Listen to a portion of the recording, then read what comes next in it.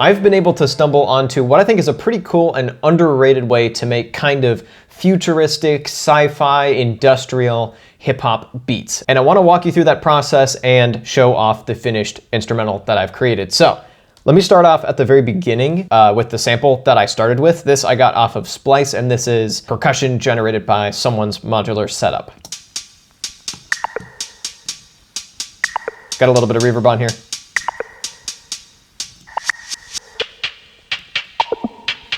This version is an octave down. So then, coupled with all of these elements that I will discuss in a second, we have this.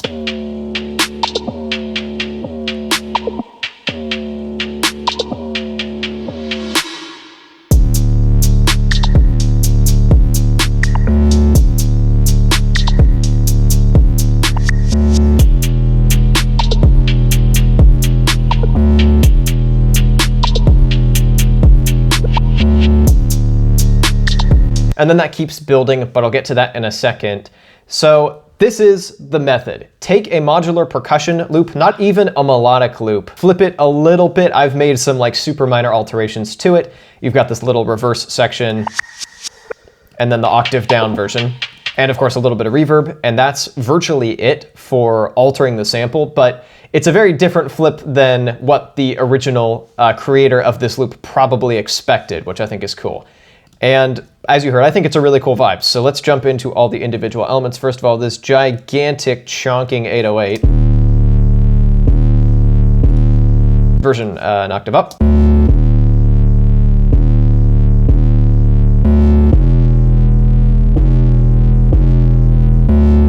This version 2 semitones up, creating some tension.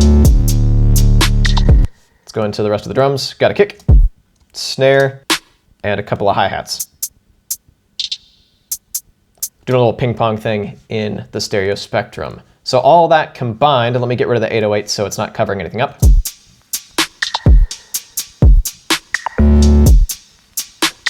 That octave up is still in there because it's on a separate track, but all together.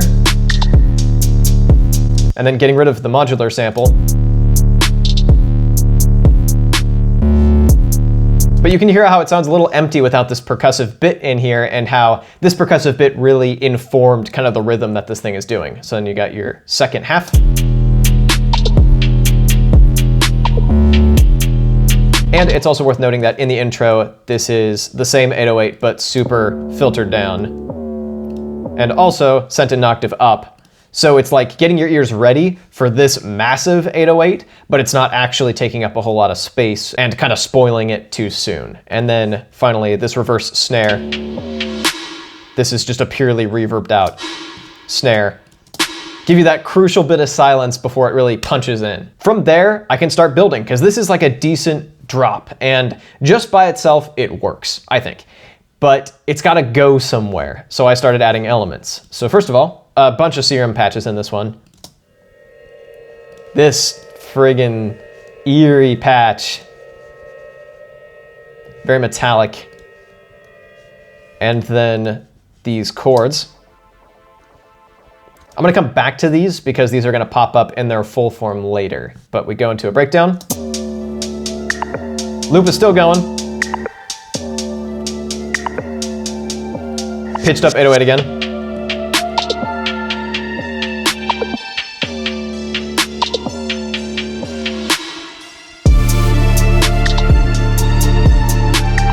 And we drop into this huge futuristic section that you heard in the intro, and it builds even further. So let me walk you through the individual elements, because there is a lot going on here. It's not as much as you'd think, but it's a bunch of very carefully chosen elements, all futuristic in nature. So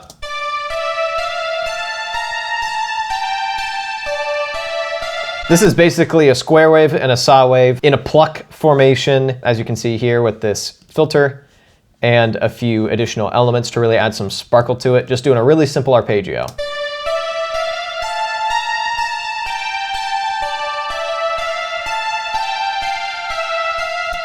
And it just keeps doing that throughout the extent of this section, and layered with that is this chord patch, which I love.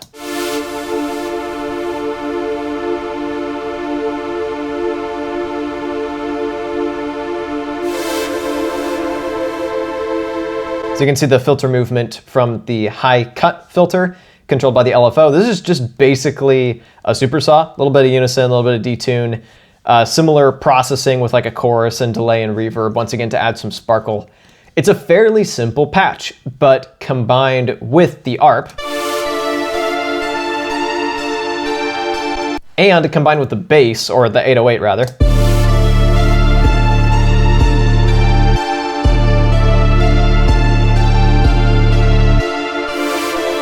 got some nice movement to it.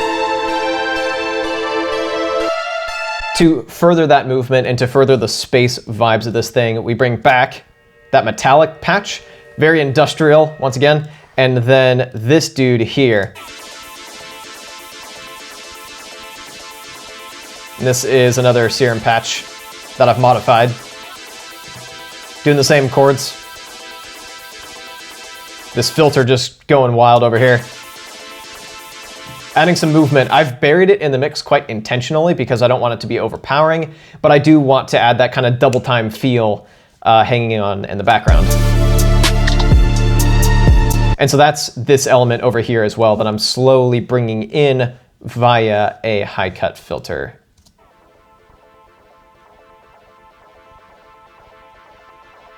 And that's being used to just tease the chord progression without spoiling the really lush chord progression over here. And then for those of you who are curious, here are the chords.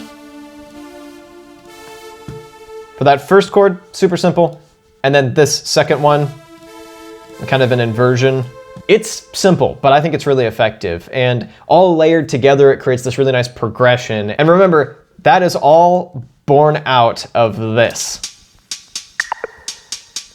And I just kept building, and it ended up being what I think is a really cool vibe. And then wind it down.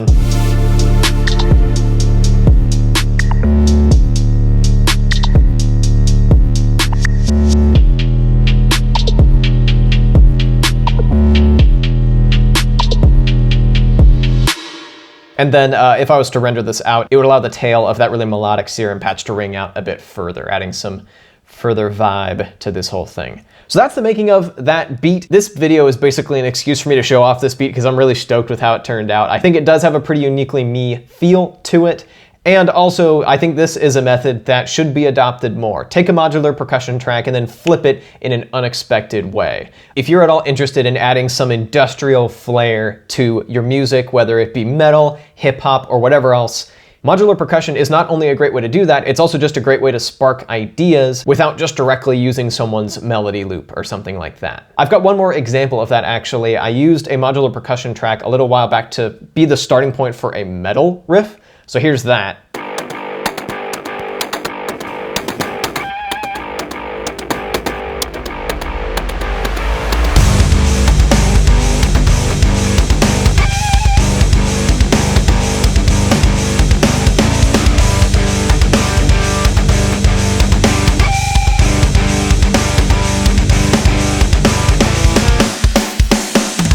That is it for today. Thank you so much for watching. If you'd like to see more kind of futuristic beat making, you can click or tap up over here. And if you'd like to subscribe, which I highly recommend that you do, you can click or tap down over here. Thank you so much for watching, and I'll be back with a new video in a little bit.